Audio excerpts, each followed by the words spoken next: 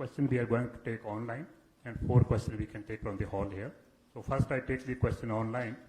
How does the government plan to finance rupees 20 lakh crore stimulus?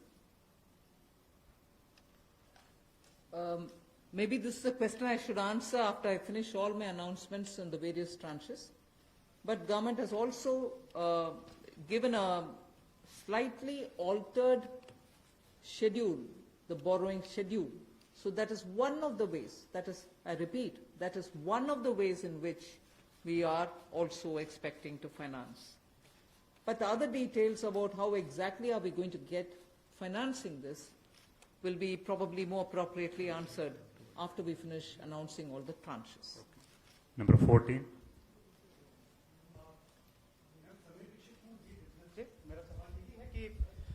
Borings को लेकर के पहला सवाल था, इस पे थोड़ा सा अगर आप और बताना चाहें कि इतने बड़े पैकेज के लिए सरकार फिलहाल बोरिंग को लेकर के क्या योजना है, आने वाले वक्त में किस तरीके का और प्रावधान करने की योजना है, और दूसरा ये कि जो बैंक गारंटी, जो लगातार बैंक पिछले 2-3 महीने में ये बात को लेकर के चिंतित थे कि कुछ सेक्टर्स पर लोन देने के लिए वो ज्यादा पॉजिटिव नजर नहीं आ रहे थे और बैंक गारंटी, सरकार से गारंटी को लेकर के वो लगातार अपील कर रहे थे।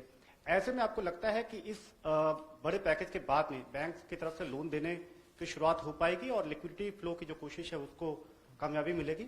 मैं आपके सेकंड क्वेश्चन को जवाब दे देती हूँ, बट फर्स्ट क्वेश्चन अब शायद दोबारा बोलना पड़ेगा, मैं ध्यान से शायद सुने नहीं।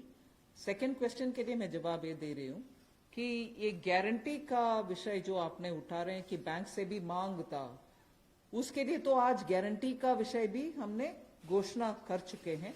सो उसके कारण हम ये मानते हैं कि बैंक्स में थोड़ा और तैयारी होगी, मगर वैसे भी पिछले एक सप्ताह से बैंक सेक्रेटरी इधर देवाशीष पांडा जी हैं, लगातार कितने बैंक से क्रेडिट जारी है, किन को जारी है, एमएसएमई की जा रही है, रिटेल सेक्टर को जा रहे हैं, ये विषय हम फिनेंस मिनिस्ट्री के हैंडल से और पीआईबी के द्वारा भी जानकारी देते आ रहे हैं।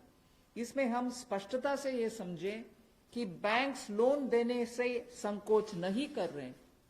सैंक्शन किए हुए लोन्स हैं जिसमें बैंक का ये कहना है कि सैंक्शन करने के बाद भी कस्टमर आकर के लॉकडाउन खत्म होने के बाद हम आकर लेंगे, प्लीज तब तक आप पैसा रिलीज ना करें, ऐसे रिक्वेस्ट कस्टमर रख रहे हैं बैंक के सामने। मैं ये नहीं कह रही हूं सभी कस्टमर्स ऐसे बोल रहे हैं, मगर ज्यादातर कस्टमर्स ये बोलने की वजह से सैंक्शनड लोन का विवरण हम दे रहे हैं हर 2 दिन के एक बार, फिर भी वो अमाउंट रिलीज क्यों नहीं होता। और ये भी प्रश्न उठते हैं कि क्यों बैंक्स रिवर्स रिपो में रिजर्व बैंक में लगातार पैसा डाल करके आ रहे। कारण यही है कि सैंक्शन करने के बाद भी क्लाइंट्स उनके अपने चॉइस पर कह रहे हैं कि लॉकडाउन निकालने के बाद, हटने के बाद हम पैसा रिलीज करवाएंगे आपसे। सो ये भी है विषय, हम इसका पूरे हर पहलू अंडरस्टैंड करने का आवश्यकता है। Your first question? That's all right. That's covered. Number 12. I'm Sapna here. Very good afternoon. Ma'am, 2 questions. A lot of queries are coming from various quarters that after the announcement of the additional borrowing by the government last Friday of 4.2 lakh crore approx, how much is of that's going to be taken care in terms of meeting the revenue gap, ma'am?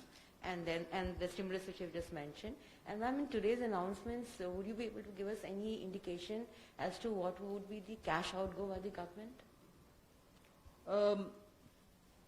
I think your first question is largely addressed already about where are we going to get the money from, and is the debt market going to be able to receive the announcement that's been made by the government last Friday. Yes, you're seeing how the market is responding.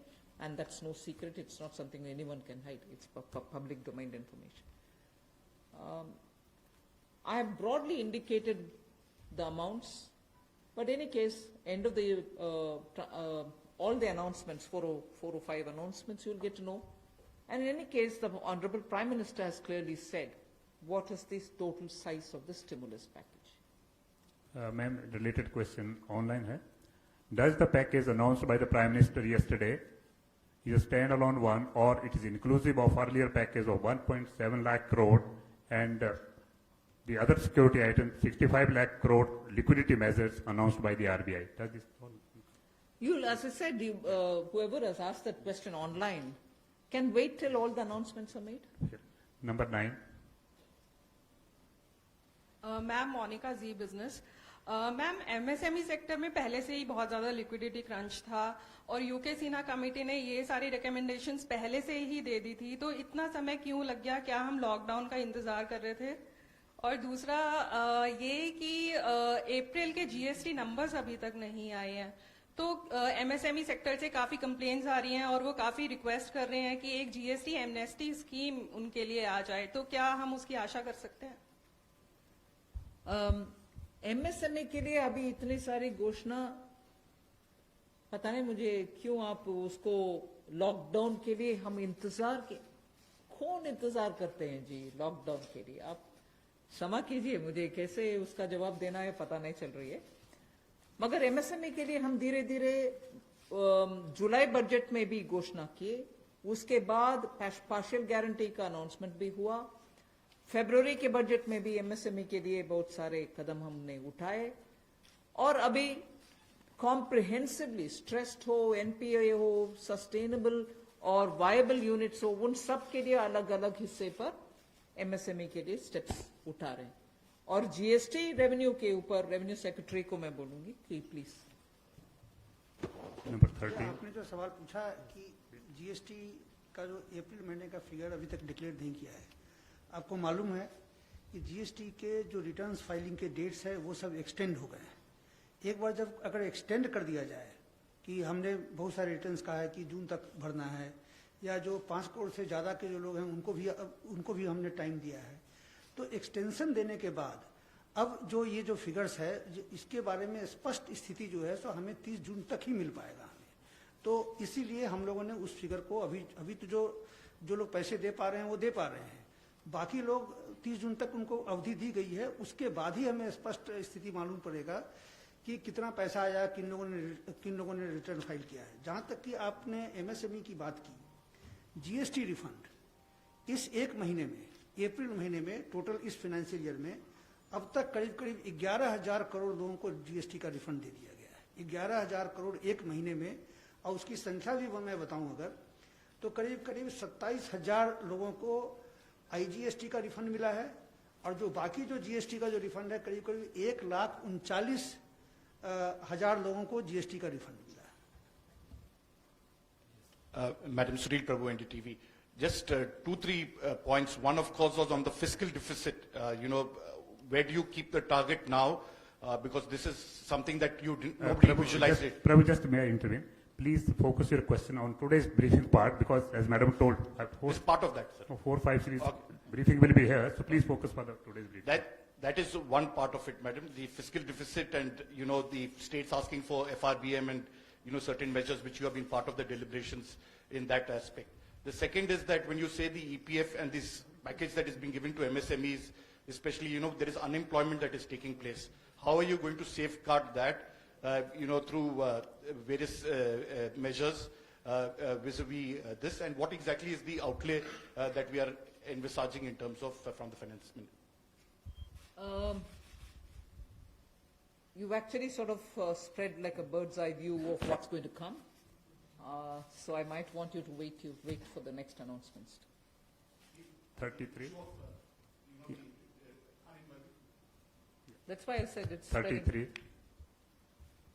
Ma'am मैं शैलेश हूँ NI से। Ma'am MSME को लेकर आपने तमाम announcement करे हैं, उसमें 2-3 तो क्लैरिफिकेशन चाहूँगा। एक तो जो एमएसएमई की डेफिनेशन आपने चेंज करी है उससे कितनी कंपनीज को बेनिफिट होगा, और जो 200 करोड़ से ऊपर के जो टेंडर हैं, जो फॉर ग्लोबल टेंडर्स आते थे, कितने लोग जो हैं उससे, कितने ग्लोबल टेंडर्स उससे बाहर हो जाएंगे। और मैम एक सवाल मेरा ये है कि जो आज आपने अनाउंसमेंट करा है और जो इंफ्रास्ट्रक्चर का 1 लाख करोड़ का जो आप लोगों ने टारगेट करा है, उसमें से कितना इसमें अनाउंस हुआ है या अलग है कुछ? मैं ये प्रश्न जो आपने उठाया ग्लोबल टेंडर के विषय में, कोई बाहर नहीं होंगे। लोग इसमें पार्टिसिपेट करने के लिए हम कदम उठा रहे हैं ना।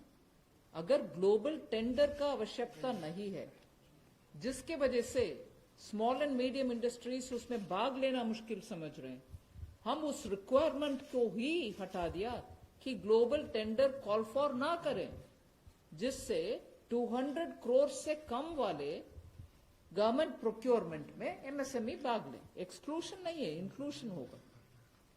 Last question 104. वो आंकड़ा मैं बाद में दूंगी। अभी the intention of that definitional change is to have more companies remain as micro, small and medium enterprises. Growing के वजह से वो इस definition से बाहर ना हो जाएं, इसके लिए कितने यूनिट बेनिफिट होंगे, if anybody of the secretaries have that information they can give, नहीं तो हम आपको कैलकुलेट करके देंगे कि इतने यूनिट इससे दोबारा एमएसएमई के डेफिनेशन के अंदर आएंगे। मैं आमिर हूं न्यूज नेशन से। एक ब्रॉड पिक्चर को लेकर के एक सवाल है कि जो लॉकडाउन की स्थिति हुई उसके बाद से अब तक भारतीय अर्थव्यवस्था को कितना नुकसान पहुंच चुका है, और दूसरा ये कि जो ये आपका स्टिमुलस पैकेज है 20 लाख करोड़ का, लॉकडाउन की स्थिति आगे भी बढ़ती है अगर, और ये स्थिति ऐसे ही बनी रहती है, तो इससे इसको कितना अर्थव्यवस्था को फायदा पहुंचेगा और कितना अब तक नुकसान अर्थव्यवस्था को हो चुका है? आप दोनों प्रश्न इतना स्पेकुलेटिव प्रश्न पूछ रहे हैं मेरे से, जवाब देना मैं आसान नहीं समझ रही हूँ। अगर lockdown continue, how can I answer? One second, lockdown के वजह से क्या नुकसान हुआ, आंकड़ा करने के लिए अभी समय नहीं है। हम रिस्पॉन्ड कर रहे हैं जिससे न्यू इकोनॉमी उभर कर आना है और सभी स्ट्रेंथ के साथ उनके बिजनेस रिवाइव करना है, उस रास्ते पे हम चल रहे हैं। इसीलिए I can't answer even your first question, I am sorry. Where from this question is coming? Please just last question has already been taken. I know that there are large number of questions today, but friends, as we are meeting regularly for next 2-3 days, so please it's end of house, sir. I thank Madam and thank the MOS. Thank you very much.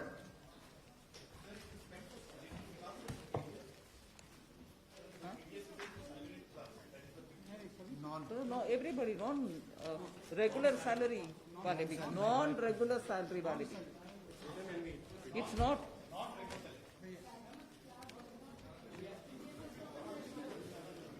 TDS is for professionals, TCS is for others, no?